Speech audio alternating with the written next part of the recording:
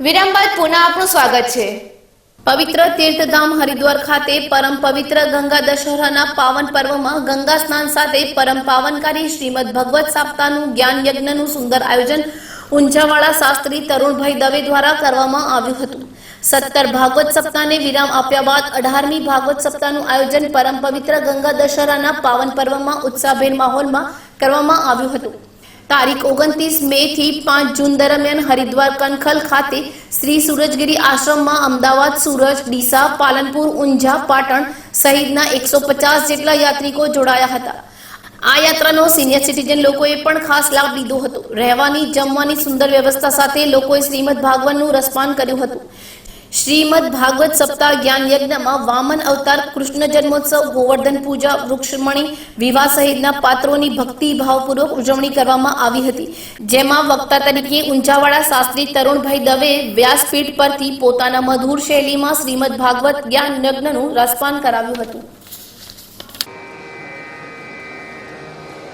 કારણ કૃષ્ણાને કહ્યું કે જાને બીનું ન હોય પરિતિતિ અને બીની પરિતિતિ હોય ન પ્રીતિ। જે માણસને આપણે ઓળખતા નથી એ માણસને આપણે એમ ના કહીએ એટલે 50,000 રૂપિયા તું સાચવજે, કેમ નથી આપતા? કારણ કે આપણે એને જાણતા નથી, અને જેને જાણતા નથી એના પર વિશ્વાસ નથી કરતા। વિશ્વાસ સંપાદન ત્યારે થાય છે કે જ્યારે આપણે એને ઓળખીએ છીએ, અને એકવાર એના પર વિશ્વાસ આપણને એની ઓળખાણ થઈ જાય એટલે એના પર વિશ્વાસ થાય છે,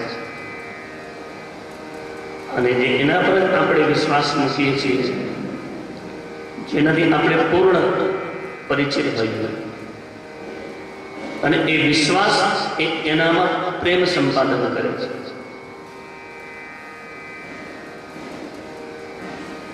જ્યાં વિશ્વાસ છે ત્યાં પ્રેમ પ્રગટ થાય છે।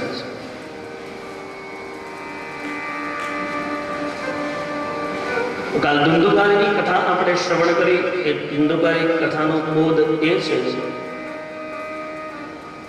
કે ગમે તેટલા દુષ્ટ કર્મ કર્યા હોય એની ગતિ અનેક શાશ્વતી ન થઈ એ શ્રીમદ ભાગવતના સપ્તાહ વાચનથી એ ધુંધુકારીની મોક્ષ ગતિ થઈ, અને મોક્ષ ગતિ થઈ એટલું જ નહીં પણ ભગવાન વિષ્ણુના પાર્ષદ વિમાન લઈ અને ધુંધુકારીને લેવા માટે આવ્યા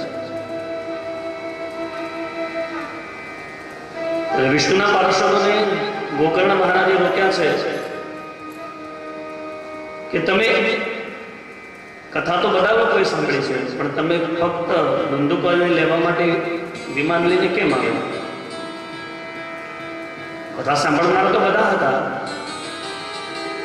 ત્યારે વિષ્ણુના પાર્ષદોએ એમ કહ્યું કે જેટલી નિષ્ઠાથી એક જ આસન ઉપર બેસી અને 7 દિવસ ધુંધુકારીએ જે નિષ્ઠાથી કથા સાંભળી છે ને એવી કોઈએ નથી સાંભળી। એક જ આસન ઉપર બેસી અને નિરાહાર રહી અને ધુંધુકારી કથા સાંભળી છે। એટલા માટે પહેલો અધિકાર એ ધુંધુકારીનો છે।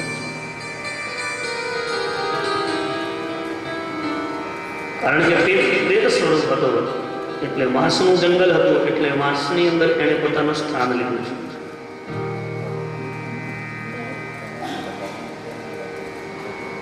એટલે એવું જરૂરી નથી કે બધી કથા હોય એની અંદર વાંસ ઊભો કરવો। ઘણી જગ્યાએ એવી માન્યતાઓ થઈ ગઈ છે કે ભાઈ જ્યાં કથા હોય ત્યાં લીલો વાંસ ઊભો કરવો, 7 કાંઠો। ઠીક છે, એ આપણી માન્યતા છે પણ એને કોઈ શાસ્ત્રનો આધાર કોઈ જગ્યાએ મળતો નથી। ઘણી બધી માન્યતાઓ એવી આપણા સમાજની અંદર, આપણા ધર્મની અંદર એવી વ્યક્ત થઈ ચૂકી છે કે જેને હટાવવી બહુ કઠિન છે। ઉદાહરણ તરીકે આરતી આપણે કરીએ, ભગવાનની આરતી ઉતારીએ, આરતી આપણે ઉતારીએ છીએ ભગવાનની, અને આરતી પૂર્ણ થયા પછી એની અંદર કપૂર મૂકીએ છીએ। એ કપૂરનો શ્લોક બધાને આવડતો હોય, કર્પૂર ગૌરમ કરુણાવતાર। એ કપૂરનો શ્લોક છે ના, એ ભગવાન શિવના સ્વરૂપનું વર્ણન છે કે કર્પૂર ગૌરમ કરુણાવતારમ.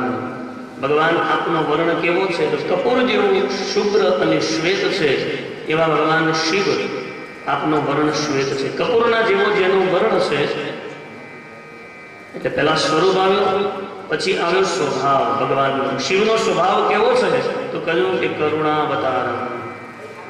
ભગવાન શિવ એ કરુણાનો અવતાર છે. ભગવાન શિવનું કાર્ય શું? પછી ભગવાનનું કાર્ય આવ્યું કર્પૂર ગૌરમ કરુણાવતારમ. શું આવે પછી?